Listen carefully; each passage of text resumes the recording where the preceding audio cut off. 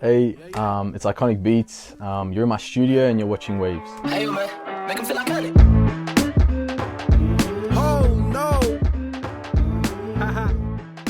My first memory for music production was when I was about, I think, 14. I remember going over to like a family friend's house, and he had actually DJ decks, and I was like admiring him because every time I'd go over, like he'd be DJing and whatever. I was like, wow, I love this. And then then that happened, and then I fell in love with like DJing. So instantly it was just like, wow, I want to do this. And then from there, just like progressed and took the next step to production. And from what I recall, I just remember downloading the software Ableton when I was about 15, 16. And then, yeah, it was just, I fell in love with it. I was trying to like watch YouTube videos to learn what to do because I had no clue. I didn't come from a music background, so it was all just like self-taught.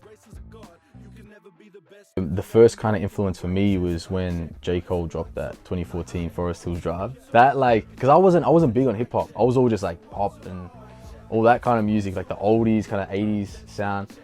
And then yeah, my friend introduced me to like that album, and I was just like, wow, I was just mind blown. And then from there, I went down the rabbit hole of like, once I found Cole, and I found like so many different artists, like Kanye, all these artists. And then I realized a lot of them like produce for themselves. And then that made me dive deeper into production. I definitely would say the whole self-produced thing, I love that, like from artists, and that definitely influenced me. I love being creative. Like ever since I started like dabbling into production and learning a little bit about like keys and keyboard, it's just, yeah, it's really like, I love it. Like I love being able to express myself and having kind of free range to do whatever I want. Because like when I started, I was very like narrow-minded and like, a bit nervous too. I was a bit like, if I gotta produce for someone, I gotta like stay in a little box and I gotta do the sound that they want. But now it's just like, I'm very confident in the sense where like, you're coming to me, like I'm gonna do my thing. Like if you like it, you like it. If not, then it's not meant to be. I have my methods and my ways of doing things. And when I collaborate with an artist or a producer, it's just cool because like, I also love to learn stuff. So like when I'm in a session, like, yeah, I take the driver's seat, but then I also step away and like learn. Because I love seeing how other people do it, because then it's just, if I see someone do something that I've never seen before, it's like, oh wow, that's cool. Like I'll just take that and like keep that for like my like tool belt, like so to say. And yeah, I love learning stuff from other people, so collaboration is huge for me.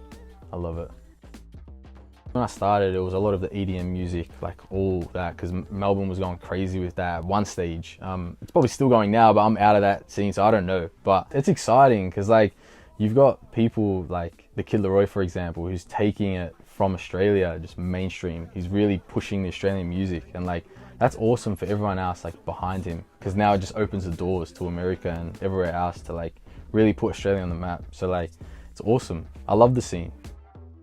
So my goals for the future, production wise, would just be to work with some of the biggest artists. It would also be, it's not only like the biggest artists like Drake and Kanye and all those guys, but also to like help bring up and coming talent that I truly believe in. People that are working hard and like have a dope sound and fully committed to this. Like I'd love to like help and grow with those people too.